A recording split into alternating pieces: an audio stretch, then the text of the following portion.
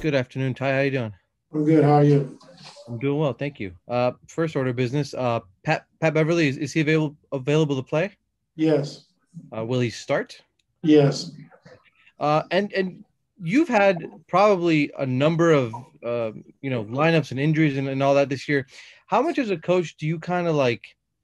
How much during a game are you communicating with the staff on, hey, Pat's got to be limited, PG's got to be limited, Serge is on this limit. Like how does that work throughout the game while you're coaching?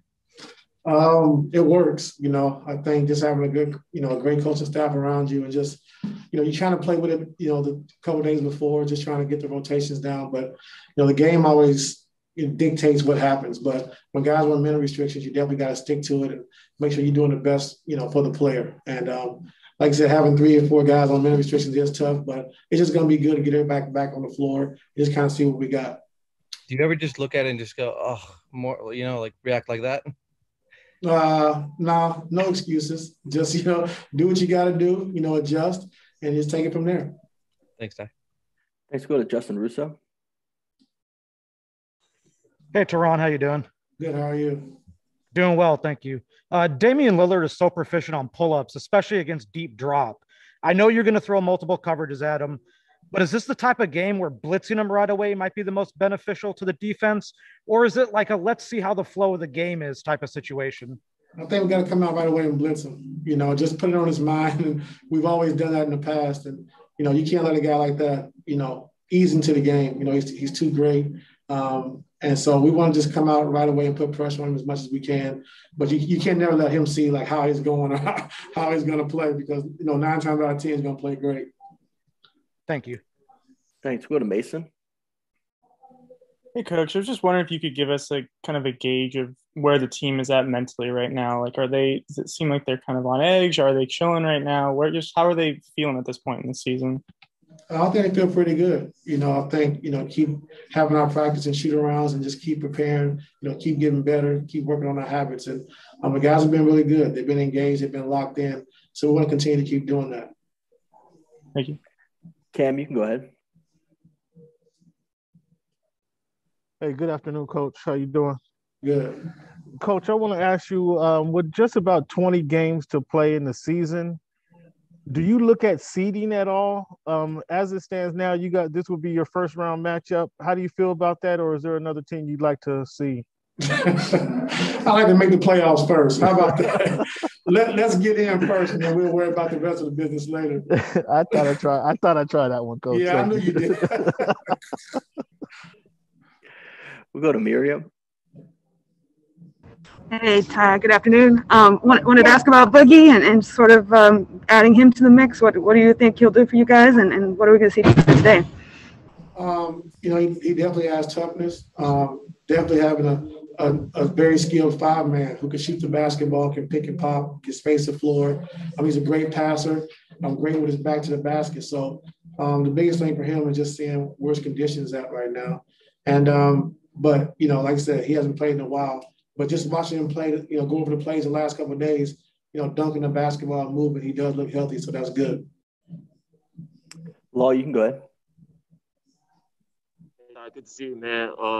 Over the last 3 weeks, the defense has been playing at a top 5 level across the league. The offense hasn't quite played up to that level. And just wanted to know from you what you want to see improve, like whether that's just guys simply making shots or, taking better care of the balls. What are you looking for? I think, Law, every night, you always have a defensive foundation. You can always compete on the defensive end. And that's been our main focus. When you have, 4 or 5, rotational guys out, it's going to be hard to score the basketball a lot of times, So we're not really worried about that. We know we've been a top 2 or 3 offense in the league all season when we're healthy.